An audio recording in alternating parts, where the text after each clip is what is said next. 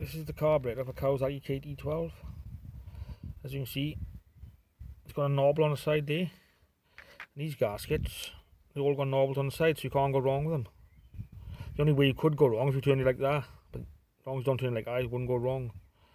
It's got a round fuel pump. Some of these TK carburetors, they've got like an oblong shaped fuel pump on them, on different Kawasaki's, but the KT12's only ever had these type of ones. The ones I ever seen anyway did. As you can see in here, 2 O-rings. That's the O-rings out of the kit.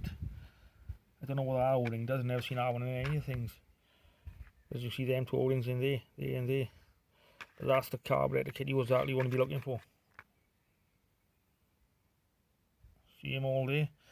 You see the weigh, I want to show you the weight on this barrel now. See the weight, it's supposed to be silver. When you weigh, they've got gold, look. But this one's still running fine, really. You know, the needle doesn't seem very worn on it. It's just these little wear patches here, but it doesn't seem to affect the running of it.